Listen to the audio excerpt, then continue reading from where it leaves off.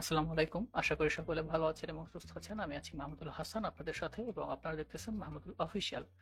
এখন বাজে হচ্ছে রাত আ ২টা ৩৮। আমি ভিডিওটা রেকর্ড করতে বসছি আপনাদের জন্য। অনেকেই আমার বিভিন্ন ভিডিওতে কমেন্ট করছিলেন যে ভাই ফায়ারবেসটা সম্বন্ধে একটা ভিডিও বানান, ফায়ারবেসের একটা সিরিজ তৈরি করেন। তো আ আজকে থেকে আমি ফায়ারবেসের একটা সিরিজ স্টার্ট করতে যাচ্ছি। এটা একটা প্লেলিস্টের মতো করে হবে। অ্যান্ড আমি মডিউল আকারে এই সিরিজটা আমি কভার করব। অ্যারাউন্ড ১২টার মতো মডিউল হবে এবং প্রত্যেকটা মডিউলে আলাদা আলাদা পার্ট থাকবে, মাল্টিপল পার্ট থাকতে পারে। ওকে, তো ট্রাই করব ফায়ারবেজের একেবারে এ টু জেড আপনাদেরকে বুঝিয়ে দেওয়ার জন্য, যারা বিশেষ করে ফ্লাটার অ্যাপ ডেভেলপমেন্টের জন্য ফায়ারবেজটা ইউজ করতে যাচ্ছেন। ওকে, তো আজকে হচ্ছে আমাদের প্রথম মডিউলের প্রথম পার্ট। ওকে, আমরা ফায়ারবেজের ইন্ট্রোডাকশন অ্যান্ড সেট আপটা সম্বন্ধে শিখব। ফায়ারবেজ নিয়ে অনেকের অনেক মিসকনসেপশন আছে, মনে করে যে ফায়ারবেজ ছাড়া অ্যাকচুয়ালি কিছু হবে না, অ্যান্ড অনেকে এমনও মনে করে যে ফায়ারবেজই অ্যাপ্লিকেশনের ব্যাকএন্ডে ছাড়া আর কোনো ব্যাকএন্ড হয় না। তো কিছু মিসকনসেপশন এই গুলো বর্তমানের মধ্যে আছে, এগুলো আমি দূর করার ট্রাই করব। অ্যাকচুয়ালি ফায়ারবেজটা আমরা কেন ইউজ করি, আদৌ কি ফায়ারবেজটা আমাদের ইউজ করার প্রয়োজন পড়ে কিনা, আর প্রয়োজন পড়লেও কখন পড়ে, এই বিষয়গুলো নিয়ে আজকের ভিডিওতে আমি কথা বলার ট্রাই করব। ওকে, তো ফায়ারবেজ যদি এক কথায় বলি, ফায়ারবেজ হচ্ছে একটা অ্যাপ্লিকেশনের ব্যাকএন্ড। ওকে, তো ব্যাকএন্ড মিন্স আপনার অ্যাপের যে ডেটাগুলো আপনার যেখানে থাকে, অ্যাপের যে অ্যাকচুয়াল লজিকগুলো আপনারা যদি ক্লায়েন্ট সাইডে না রেখে যদি বিহাইন্ড দ্য সিন কোনো একটা সার্ভারে রাখতে চান, ফায়ারবেস সেখানে ওইভাবে কাজ করবে অ্যাজ এ সার্ভার হিসেবে। বাট এটা নট অ্যাকচুয়ালি শুধুমাত্র একটা ব্যাকএন্ড, এটা ব্যাকএন্ডের থেকে একটু বেশি। কেন বেশি? কারণ ব্যাকএন্ডে আমরা কি জানি, ব্যাকএন্ডের মধ্যে থাকে এপিআই, ব্যাকএন্ডের মধ্যে থাকে ডেটাবেস আর এগুলা। বাট ফায়ারবেস কিন্তু আপনাকে এপিআই সরাসরি হয়তো দিচ্ছে না, বাট আপনি ফায়ারবেসের এসডিকে ইউজ করতে পারেন। আমি সেটাকে ধরে নিই যে আপনি এপিআই ইউজ করতে পারেন, কারণ এপিআই ইউজ করা আর এসডিকে ইউজ করার মধ্যে খুব একটা তফাৎ নাই ফাংশনালিটির দিক থেকে। হয়তো ইমপ্লিমেন্টেশনটা আলাদা, বাট অ্যাকচুয়াল ফাংশনালিটি যেটা, আমরা ডাটাবেসে কোনো কিছু আপডেট করি, কোনো কিছু ক্রিয়েট করি, ডিলিট করি, দেন আমরা কোনো ক্লাউড ফাংশন কল করে, এক কথায় আমরা এপিআই থ্রুতে যে কাজগুলো করতে পারি, আমরা ফায়ারবেজের এসডিকে থ্রুতে আমরা সেম কাজগুলো করতে পারি। তো ফাংশনালিটির দিক থেকে আমাদের ফায়ারবেজ অ্যান্ড অন্য যে এপিআই গুলো আমরা ট্রেডিশনাল ইউজ করি রেস্টিপের, তার মধ্যে ইমপ্লিমেন্টেশনের তফাৎ থাকলেও ফাংশনালিটির দিকে তফাৎ নাই। ওকে, এখন আসেন ফায়ারবেজ এক্সট্রা আমাদেরকে কি কি প্রোভাইড করে। ফায়ারবেজ আমাদেরকে ব্যাকএন্ড এজ এ সার্ভিস, অর্থাৎ কথায় বাস যে সার্ভিসটা, এই সার্ভিসটা দেয়। এখন এইখানে বেশ কিছু সার্ভিস আছে। আমরা যদি একটু চাই এখানে বিল্ডের ভিতরে যদি চাই, এখানে app check, app hosting, authentication, cloud data storage, যেটা বললাম হোস্টিং এর মতো আর কি কাজ করে। দেন আরো বেশ কিছু অপশনস আমাদেরকে দিচ্ছে Firebase ML, Firebase ফায়ারস্টোর, real time database. ঠিক আছে, আমরা সবগুলো আসবো আস্তে আস্তে। তো আমাদের অ্যাকচুয়াল ব্যাকএন্ডের থেকেও একটু বেশি আমাদেরকে প্রোভাইড করে। এখন কথা হচ্ছে এই ফায়ারবেসটা কি আলটিমেট গন্তব্য কিনা, ফায়ারবেসটাই আমাদের একমাত্র ব্যাকএন্ড সিস্টেম কিনা, এছাড়া কি অন্য কিছু নাই? অবশ্যই আছে স্যার, আপনার সুপারবেজ আছে, এছাড়া আপনার অ্যাপরাইট আছে। প্রত্যেকটার থিঙ্কিং ডিফারেন্ট, প্রত্যেকটার ইমপ্লিমেন্টেশন ডিফারেন্ট, বাট কার্যক্রম জেনারিক দিক থেকে চিন্তা করলে একই রকম। ঠিক আছে, আর ফায়ারবেসটা গুগলের প্রোডাক্ট, এই কারণে অনেক বেশি পপুলার অ্যান্ড এটা ফ্রিতে ইউজ করা যায়, যার কারণে মূলত এটা ইউজ করি। তো এতটুকু ডিসকাশন থেকে যতটুকু বুঝলাম আমরা, যে ফায়ারবেস হচ্ছে আমাদের অ্যাপ্লিকেশনের বিহাইন্ড দ্য সিন কাজ করে অ্যাজ এ ব্যাকএন্ড সার্ভিস হিসেবে। ওকে, ব্যাকএন্ড সার্ভিস হিসেবে, not only a hosting. Firebase শুধুমাত্র একটা হোস্টিং না, এটা ব্যাকএন্ড সার্ভিস। ওকে, এখন আপনারা যদি ফায়ারবেজের থ্রুতে কাজ করতে যান, আপনাদের ফায়ারবেজে একটা প্রজেক্ট সেট আপ করতে হবে। যেহেতু ফায়ারবেজটা হচ্ছে গুগলের প্রোডাক্ট, আমাদের একটা জিমেইল অ্যাকাউন্ট থাকতে হবে, অ্যান্ড ফায়ারবেজে আসলেই আপনার জিমেইল অ্যাকাউন্টটা অটোমেটিকলি লগ ইন থাকবে। যদি কোনো কারণে না থাকে আপনারা এখানে লগ ইনে ক্লিক করে লগ ইনটা করে নেবেন। লগ ইন করার পর এখানে আপনার আইকনটা থাকবে অবশ্যই। অ্যান্ড আমরা চলে যাব গো টু কনসোলে। অ্যান্ড কনসোলে আসার পরে এখানে আপনাদের কোনো প্রজেক্ট হয়তো নাও থাকতে পারে। আপনারা কি করবেন, একটা প্রজেক্ট ক্রিয়েট করবেন। তো আমরা একটা প্রজেক্ট ক্রিয়েট করি। আমরা এখানে লিখলাম ফায়ারবেজ টিউটোরিয়াল। ওকে, সো কি বলছে sir, can only contain letters, numbers, page. Okay, তো গুড। এটাকে চাইলে আপনারা চেঞ্জ করতে পারেন। এটা হচ্ছে আপনার ফায়ারবেজের প্রজেক্ট আইডি, এটা হচ্ছে প্রজেক্টের নেম, এটা হচ্ছে প্রজেক্টের আইডি। এটা কিন্তু খুবই খুবই ইম্পর্টেন্ট। তো আপনার যদি যদি মনে হয় যে এটা চেঞ্জ করার প্রয়োজন আছে, অবশ্যই এটা আপনারা চেঞ্জ করে নেবেন। তো আমি দেখি যেটা আমি কোনো ফায়ারবেজের ভালো কোনো আইডি পাই কিনা। ফায়ারবেজ টিউটোরিয়াল অলরেডি এগুলো নেওয়া হয়ে গেছে। তো 225 এটাও নেওয়া হয়ে গেছে।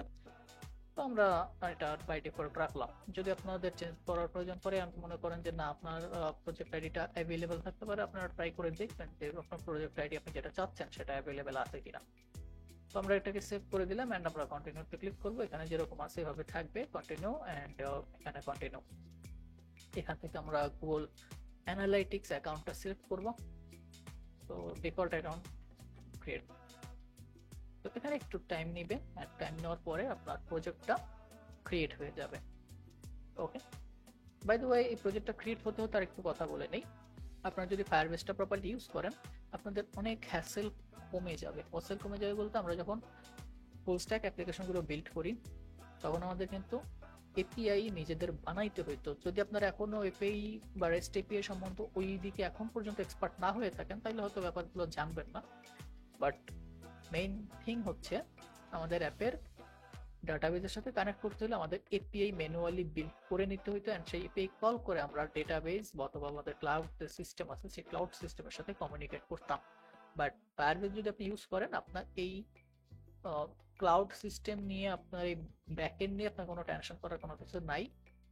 আপনি শুধুমাত্র আপনার অ্যাপের ভিতরেই কাজ করবেন, আপনার ব্যাকএন্ড অটোমেটিকলি গুগল হ্যান্ডেল করবে।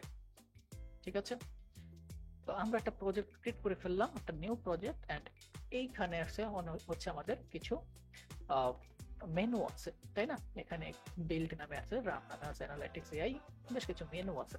আমরা যদি একটা করে মেনু ওপেন করি, এখানে মেনুর ভিতরে আরো কিছু সাব মেনু রয়েছে। এইখানে আপনাদের যে ফায়ারবেজের যে প্ল্যান, সেই প্ল্যানটা এখানে আপনারা দেখতে পাচ্ছেন। আমরা স্পার্ক প্ল্যানে আছি, যেটা হচ্ছে নো কস্ট। আমরা চাইলে এটাকে আপগ্রেড করতে পারবো ব্লেজ প্ল্যানে, তাহলে আমাদের ইউজেস এর উপরে চার্জ করা হবে। ওকে, তো আমরা এবার একটা প্রজেক্ট সেট আপ করবো এন্ড আমরা একটা প্রজেক্টকে ফায়ারবেজের সাথে প্রপারলি কানেক্ট করবো এন্ড দেখবো যে আমরা একটা ফ্লাটার অ্যাপকে কিভাবে একটা ফায়ারবেজ প্রজেক্টের সাথে প্রপারলি কানেক্ট করতে পারি। তো আমরা ভিএস কোড ওপেন করলাম। ভিএস কোডে আমরা একটা নতুন প্রজেক্ট ক্রিয়েট করব। ফ্লাটার, সরি আমার প্রোফাইলটা এখান থেকে ফ্লাটার করে নিতে হবে। So flutter new project, empty application আমরা ক্রিয়েট করি এন্ড এইখানে আমরা ফায়ারবেজ টিউটোরিয়াল নামে একটা প্রজেক্ট আমরা ক্রিয়েট করে ফেললাম, তাই না?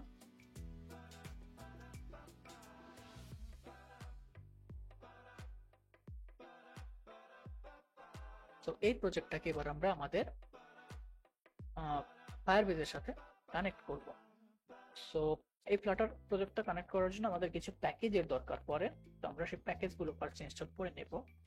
ফ্লাটার পাব অ্যাড ফায়ারবেজ কোর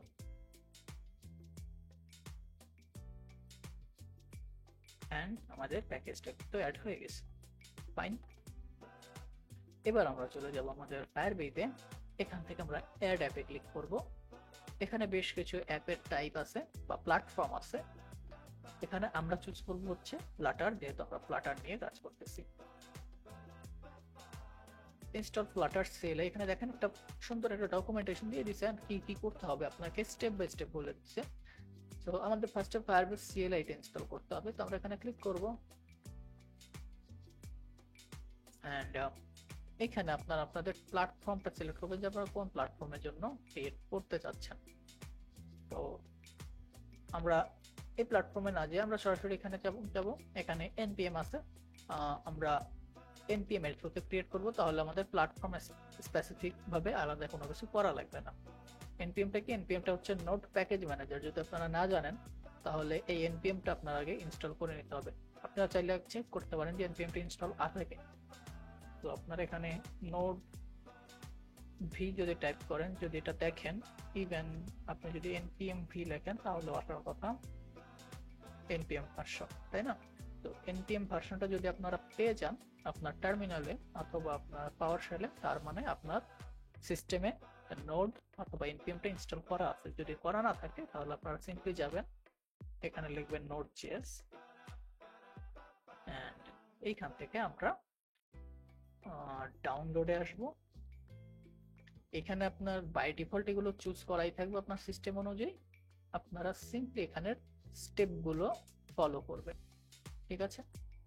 লিনাক্স এর জন্য এই স্টেপ, যদি উইন্ডোজ হয় তাহলে এই স্টেপ। উইন্ডোজের ক্ষেত্রে চকোলেটি হচ্ছে আপনার আনঅফিশিয়াল ভার্সন, এখানে বলাই আছে কমিউনিটি ভার্সন ওকে চকোলেটি। তো আপনারা চাইলে এনপিএম দিয়ে করতে পারেন, বাট এনপিএমটা আই থিঙ্ক কোনো কারণে ডিসেবল দেখাচ্ছে, হইতে পারে ভার্সনের কারণে নাকি।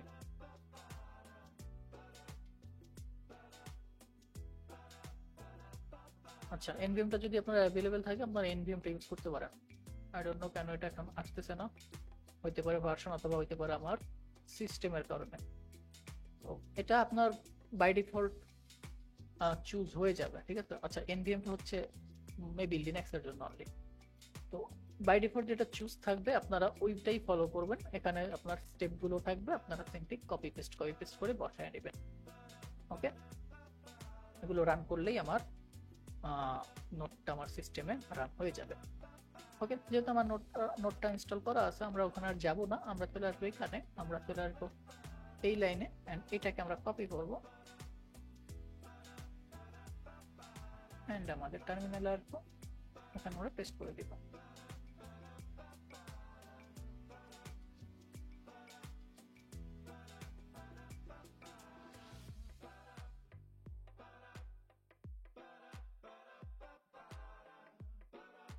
তো আমাদের এনপিএমটা এর থ্রুতে আমরা ফায়ারবেস টুলসটা ইনস্টল করে ফেলেছি। দেন এখানে আমাদের আর কোনো কাজ নাই, আমরা চলে যাবো এখানে, আমরা ফায়ারবেস লগইনটাকে রান করব। তো ফায়ারবেস লগইন, তো আমি অলরেডি এই জিমেইলের লগ ইন অবস্থাতে আছি। তো আমি এই জিমেইলে আর কি থাকবো না, আমি থেকে লগ আউট করবো। তো আমরা ফায়ারবেস লগ আউট লিখবো। আপনাদের লগ আউটটা করতে হবে না, কারণ আপনারা ফার্স্ট টাইম ফায়ারবেসটা ইনস্টল করতেছেন। আমি লগ আউট হয়ে গেল, আমি আবার লগ ইন করবো। এখানে ওয়াই দিব, ওয়াই, এন্ড দেখতে পাচ্ছেন আমার এখান থেকে ফায়ারবেসে লগ ইন করার জন্য একটা অ্যাকাউন্ট চুজ করতে বলতেছে। তো আমরা আমাদের অ্যাকাউন্টটা চুজ করে, ওকে, এটা সাকসেসফুল হয়ে গেছে, তাই না? আমরা এটাকে ক্লোজ করে দিব এন্ড এটা লগ ইনটা সাকসেস হয়ে গেছে। এবার আমরা চলে যাব এখানে আমাদের ডকুমেন্টেশনে, এখানে বলতেছে ইনস্টল ফ্লাটার এসডিকে। তো আমাদের ফ্লাটার এসডিকে ইনস্টল করার কোনো দরকার নেই, কারণ আমাদের ফ্লাটারটা অলরেডি ইনস্টল আছে এন্ড ক্রিয়েট ফ্লাটার প্রজেক্ট এটা আমরা করে ফেলছি। তো আমরা নেক্সটে যাব এন্ড এখানে pub global activate flutter CLI, আমাদের flutter CLI টা অ্যাক্টিভেট করতে হবে। সো এটা আমাদের অলরেডি অ্যাক্টিভেট করাই আছে, আপনারা সিম্পলি এটাকে জাস্ট এভাবে রান করবেন এন্ড এটা অলরেডি অ্যাক্টিভ হয়ে যাবে। দেখতে পাচ্ছেন আমাদের অলরেডি flutter CLI টা অ্যাক্টিভেট অবস্থাতেই আছে। সো দেন আমাদের কি করতে হবে, এখানে বলছে রুট ডাইরেক্টরি থেকে ফ্লাটার প্রজেক্ট, মানে ফ্লাটার প্রজেক্টের যে রুট ডাইরেক্টরিটা আছে সেই রুট ডাইরেক্টরি থেকে আমাদের এই কমান্ডটা রান করতে হবে। তো এটা আমরা কপি করব এন্ড আমাদের প্রজেক্টে আসবো। এইটাই হচ্ছে আমাদের রুট ডাইরেক্টরি। আমরা সিম্পলি এখানে জাস্ট এটা রান করে দিব। এখান থেকে আমাদের প্ল্যাটফর্ম চুজ করতে বলবে। যেহেতু আমাদের এটা ক্রস প্ল্যাটফর্ম, আমরা এই অ্যাপ্লিকেশনটা Android, iOS, macOS, web, Windows সব প্ল্যাটফর্মে রান করতে পারি। তো এখান থেকে আমাদের চুজ করতে হবে যে আমরা কোন কোন প্ল্যাটফর্মের জন্য ফায়ারবেসকে কনফিগার করব। আপনারা আপনাদের পছন্দ মতো চুজ করবেন। এখানে অ্যারো বাটন ক্লিক করে নিচে পরে আপনারা সুইচ করতে পারবেন, অ্যান্ড স্পেস আইকন ক্লিক করে আপনারা আনসিলেক্ট করতে পারবেন, I mean space bar press করে। তো আমি সবগুলোকেই রাখতেছি আপাতত, অ্যান্ড আমি ইন্টারফেস করলাম, অ্যান্ড এটা আমাদের রেজিস্টার হয়ে যাবে। সেখানে কিছু ফাইল অটোমেটিক ক্রিয়েট হবে, এটা আমাদের দেখার প্রয়োজন নেই, এটা হতে থাকুক।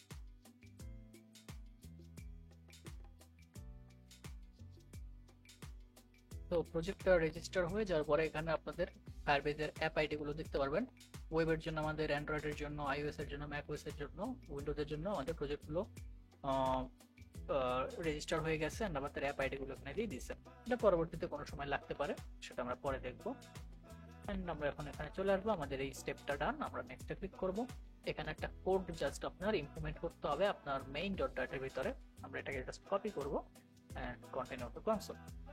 আমরা যদি এটাকে একটু রিফ্রেশ দিই, তাহলে আমাদের প্রজেক্ট আমরা এখানে দেখতে পাবো যে আমাদের অ্যাপের যে প্ল্যাটফর্মগুলো আছে, প্ল্যাটফর্মগুলো অ্যাড হয়ে গেছে। দেখতে পাচ্ছেন আমাদের 4টে অ্যাপ টোটাল অ্যাড হয়ে গেছে। আমাদের 4টা প্ল্যাটফর্ম অ্যাড করছি, তো 4টা প্ল্যাটফর্মের জন্য 4টে অ্যাপ অ্যাড হয়ে গেছে। ওকে, তো এবার আমরা লিভে আসবো, অ্যান্ড মেইন ডট ডাট এর ভিতরে আমরা এই যে ভয়েড মেইন যে ফাংশনটা আছে, এই ফাংশনটাকে অ্যাসিনক্রোনাস বানাইতে হবে। অ্যান্ড এখানে আমাদের এটা রান করে দিতে হবে, আই মিন পেস্ট করে দিতে হবে। ঠিক এটার উপরে আপনার উইজেট প্লাটার বাইন্ডিং এনশিওর ইনিশিয়ালাইজড এইটা মেথডটা কল করে দিতে হবে, কারণ এটা আপনার এনশিওর করবে যে আপনার সকল যে মেথডগুলো আপনি এখানে ফায়ারবেজে দিচ্ছেন, এছাড়াও ফায়ারবেজ ছাড়াও যে আরো অন্য কোনো যে ইনিশিয়ালাইজেশন যে কোডগুলো দিবেন সেগুলো প্রপারলি ইনিশিয়ালাইজ হচ্ছে কিনা সেটা আর কি এনশিওর করবে। তো এটাকে আমরা ফরম্যাট করব, ফরম্যাট করার পরে এখান থেকে এখানে আসবো, এরর দিচ্ছে একটা, আমরা এটাকে কি করতে বলছে, ফায়ারবেজ অপশনটাকে ইম্পোর্ট করতে বলছে, এন্ড আমাদের ফায়ারবেজ কোডটাকে ইম্পোর্ট করতে বলছে। তো প্রজেক্ট আমাদের রেডি।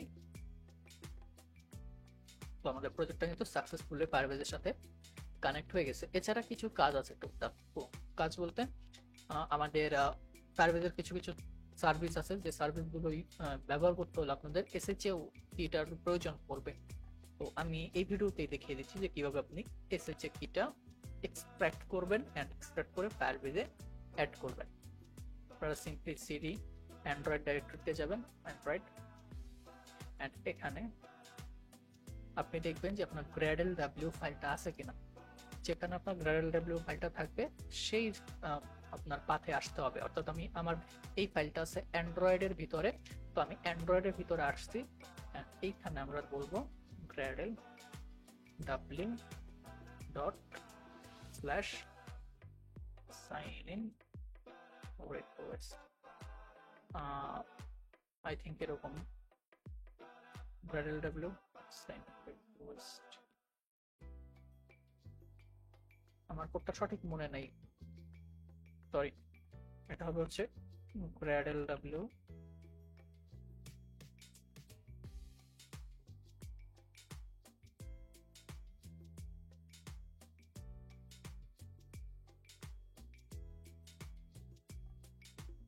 আই হোপ এটা কাজ করার কথা, আদারওয়াইজ আমরা গুগলের হেল্প নেব।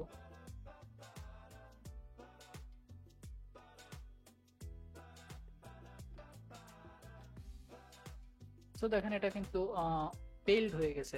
এটা ফেইলড হওয়ার একটা কারণ আছে, আমি সাইন ইন রিকোয়েস্ট দিছি, এটা অ্যাকচুয়ালি হবে sign in report, sign in report,